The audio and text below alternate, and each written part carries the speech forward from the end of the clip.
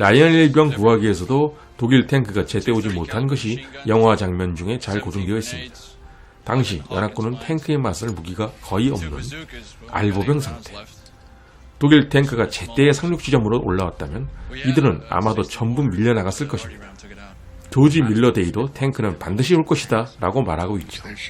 결국 독일의 강력한 기갑부대는 연합군이 상륙한 지 일주일이 넘도록 상륙 해안 쪽으로 완전하게 올라오질 못했습니다.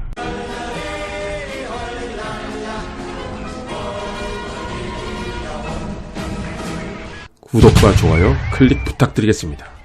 구독자 여러분 안녕하십니까? 만물상자TV 전쟁의 신 인사드립니다.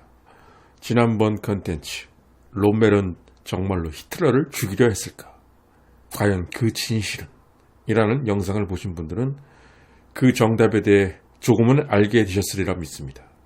오늘은 거의 20분에 달했던 그 영상에서 분량 문제로 다루지 못했던 이야기를 마저 다루기로 하겠습니다. 2차 대전 전 기간 중 가장 드라마틱한 시기와 전투 장소는 어디였을까요? 동부전선이라고 생각하시는 분이 많겠지만 제가 생각하는 곳은 동부전선은 아닙니다. 최고로 드라마틱한 전투가 벌어진 시기와 장소는 1944년 6월부터 8월까지이며 그 장소는 바로 노르망디입니다. 2달 넘게 벌어진 노르망디에서의 전투는 알면 알수록 한편의 대하 드라마였습니다.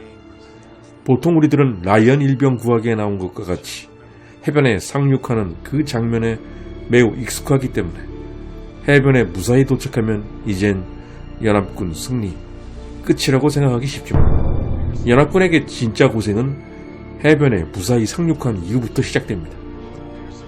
일전 영상에서 소개했었던 몽고메리가 결국 허탕을 친 셈이었던 굿우드 작전도 이 당시 있었던 전투이며 코브라 작전, 팔레지 전투가 모두 이때 일어납니다. 이런 굵직굵직한 전투 외에도 흥미로운 사실은 이상하게도 1944년 6월 이 시점에 독일군 최고의 기갑부대와 전차 에이스들이 모두 서부전선에 모여 있었다는 사실입니다. 우리는 독일의 주 전장이 소련과의 동부전선이라는 사실을 잘 알고 있습니다. 그런데 전설적인 티거 에이스인 미하일 비트만은 이 시기에 동부전선이 아니라 서부전선에서 있었으며 결국 팔레스 전투에서 전사했습니다.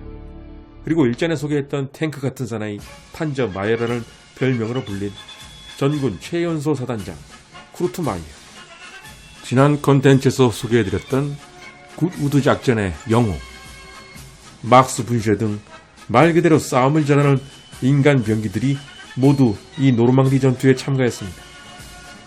이들은 모두 독일 최정예인 신이 기갑부대 소속이었습니다. 사실 이렇게 된 이유가 있었습니다. 1944년 6월 당시 독일군 지휘부는 연합군이 이제 제2전선을 열기 위해 프랑스로 상륙할 것을 다 알고 있었습니다. 다만 언제 어디로 올지를 몰랐습니다.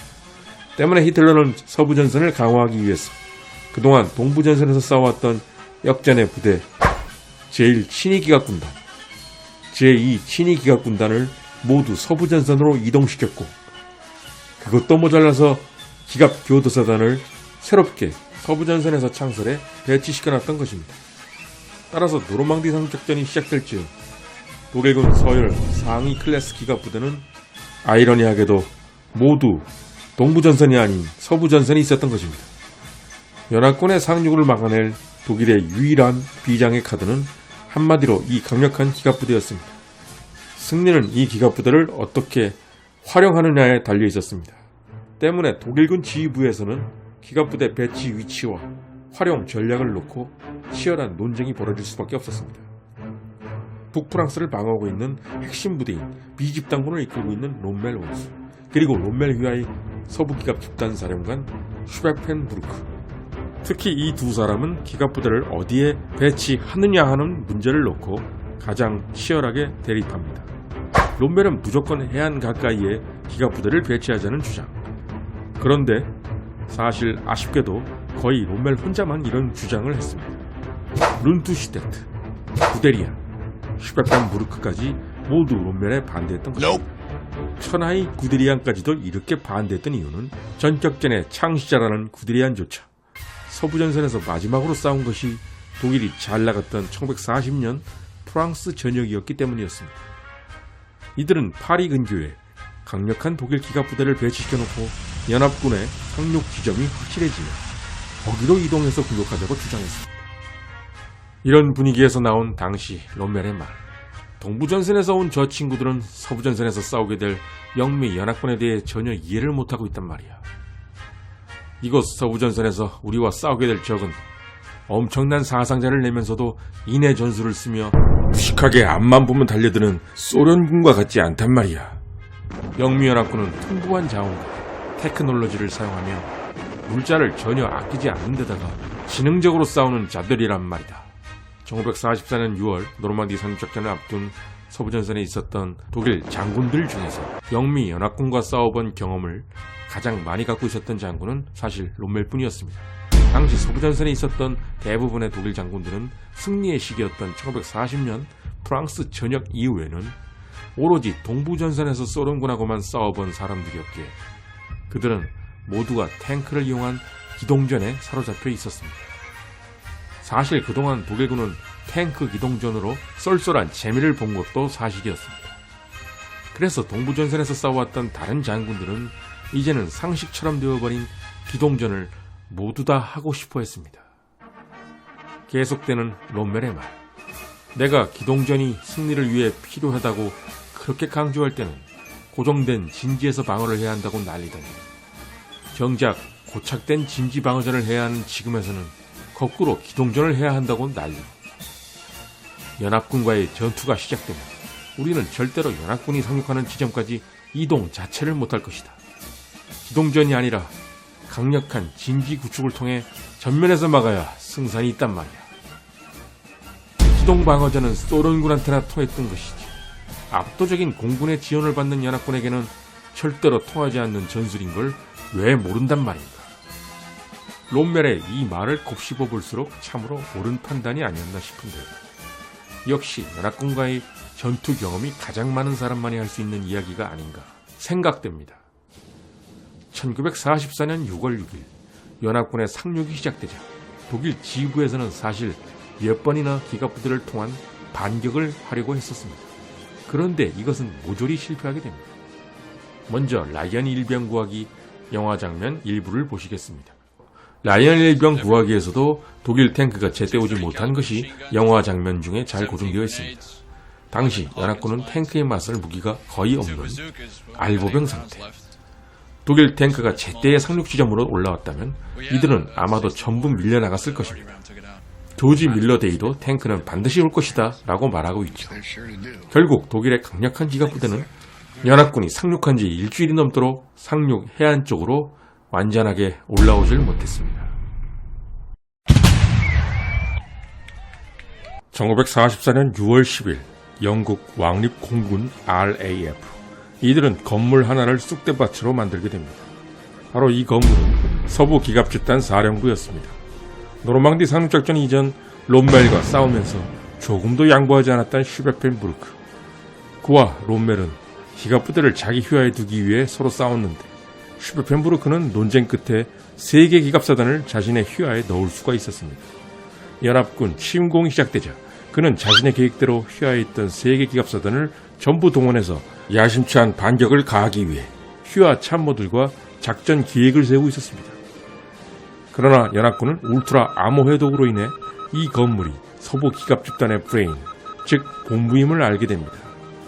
롬멜의 엘 알라메인 전투뿐 아니라 이 노르망디 전투에서도 울트라 암호 해독은 연합군의 효자 노릇을 톡톡하게 한 것입니다.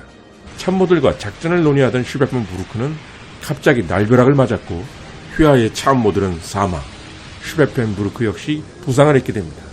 더구나 중요한 통신시설까지 모조리 파괴당하는 바람에 기갑부대에게 반격을 명령할 수단마저 사라지게 됩니다. 결국 반격작전은 시작도 못해보고 끝나게 된 것입니다. 연합군의 항공력이 아무리 엄청나다 해도 그들이 독일 기갑부대 전부를 파괴할 수 있는 것은 아니었습니다. 그러나 연합군의 전술 폭격은 독일의 기갑부대가 상륙 지점으로 제때 도착할 수 없게 만들었던 것입니다. 결국 독일 기갑부대는 상륙 지점으로 오기까지 너무나 시간이 오래 걸렸고 온다 해도 연합군 공군에게 하도 얻어맞아 전투를 시작하기도 전에 전력이 크게 저하된 상태로 도착하게 됩니다. 순식간에 자신의 참모가 다 죽고 부상까지 당한 슈베펜 부르크는 연합군의 엄청난 항공력을 몸서리치게 체험하게 됩니다. 3개의 기갑사단을 동원하여 자신이 구성한 기동 방어를 해보려고 했지만 결국 그 자신이 그토록 주장했던 기동 방어는 시작도 못해보고 끝나버린 것이었습니다. 후에 슈베펜 부르크는 해임당하게 되었고 그는 마지막으로 롬멜에게 너무나 미안한 감정을 느끼게 됩니다. 이때 그는 정성껏 편지를 롬멜에게 보낸 후 전선을 영원히 떠나게 됩니다. 롬멜 원수 각하, 지휘권을 내려놓으면서 가깝게 몇 말씀 드리겠습니다. 연합군과의 전투는 제가 독소전에서 소련군과 경험했던 그 어떠한 전투보다도 참혹했습니다. 이번 전투에서 저는 비집단군에 배속되어 카카와 함께 복무하면서 가깝게 정말 많은 것을 배웠습니다. 카카의 군사적 능력과 연합군과의 전투 경험은 저에게 저절로 카카에 대한 복종심을 갖게 만들었습니다. 카카 밑에서 복무할 수 있어서 영광이었습니다. 이제 제 군 경력은 끝났다고 생각하기에 아무 두려움 없이 카카에 대한 존경심을 글로 써서 올립니다. 롬멜 원수의 충직한 부하 슈베펜 부르크 대장 드림.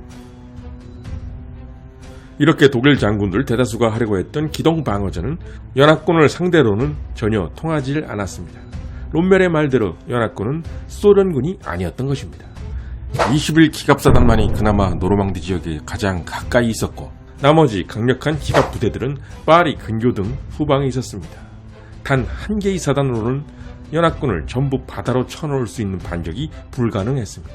실제로 가장 강력한 세력인 기갑교도사단과 12SS 기갑사단 등은 상륙이 시작된 지 거의 열흘이 지나서야 제대로 된 반격에 나설 수 있을 정도였습니다. 이렇게 기갑부대 반격이 늦어지는 사이 연합군은 교두보를 확보합니다. 롬멜이 늘 얘기했던 대로 연합군이 교두보를 확보하는 순간 이미 게임은 끝난 것이었습니다. 연합군이 가장 약할 때는 바로 그들이 상륙할 때, 따라서 기회도 오직 그때뿐. 그래서 기갑부대를 해안 가까이에 붙여두자고 했던 롬멜의 판단은 확실히 맞는 판단이었습니다. 이쯤 돼서 영미 연합군에 대한 롬멜의 인식을 알아볼 수 있는 일화 하나가 무척 흥미롭습니다. 롬멜이 부상을 당해 병원에 입원했다가 퇴원한 후 자신의 집에서 요양을 하고 있던 1944년 8월 당시의 일화입니다. 롬멜의 아들 만프레드 롬멜의 회고. 당시 아버지는 몇 년 내로 소련과 서방 국가들 사이에 전쟁이 일어날 것이라고 확신하고 있었다. 아버지는 내게 이렇게 말했다. 소련과 서방은 물과 불의 관계와 같다. 이 둘의 마찰은 불가피하다. 언젠가는 이 둘 사이에 전쟁이 벌어질 것이다. 실제로 롬멜의 말대로 6년 후인 1950년 한국에서 미국과 소련의 싸움이지만 남북한 사이의 대리전 형태로 전쟁이 벌어지게 됩니다. 아버지, 영국과 미국이 소련보다 더 약하지 않을까요? 소련의 지상군 규모는 영미연합군보다 훨씬 크다고 들었습니다. 그것만으로 모든 것이 결정되는 것이 아니다. 노르망디에서 우리의 티거, 판터 전차와 같은 최정예 기갑사단이 무슨 소용이 있더냐. 미군은 제공권을 장악할 것이다. 그것은 지상군에게는 사형선고야. 제 아무리 소련이 지상군 규모가 크다 해도 적절한 공중 엄호가 없다면 그들은 전투를 잘할 수 없다. 영국과 미국의 경제력은 소련보다 4배나 된다고 들었다. 영국과 미국은 바다로 갈 수 있는 곳이라면 지구상 어디에라도 막대한 전쟁 물자를 수송할 수 있는 국가야. 클루게, 구데리안, 슈베펜 부르크, 룬투슈테트. 이들 장군들은 사실 모두 1940년 프랑스 전역 당시 롬멜과 함께 싸웠던 장군들이었습니다. 그 이후 독일의 기갑 기동전은 말 그대로 대세가 됐죠. 하지만 이들 장군들은 프랑스에서의 대승리 이후 모두 동부전선으로 가서 소련군들과 싸운 경험밖에 없었습니다. 반면 롬멜은 그 이후에도 계속해서 영국군, 미군과 싸워왔죠. 소련군과 싸웠던 대부분의 독일 장군들이 소련군이 더 강력하다. 영미연합군은 소련군보다 약할 테니 연합군 정도는 손쉽게 상대할 수 있을 거라고 생각했었지만 계속해서 연합군하고만 싸워왔던 롬멜의 생각은 이렇듯 달랐던 것입니다. 결국 전쟁사는 롬멜의 말이 맞았다는 것을 보여주고 있습니다. 끝까지 시청해주신 여러분들께 진심으로 감사 말씀 올립니다. 다음 영상에서 또 뵙도록 하겠습니다.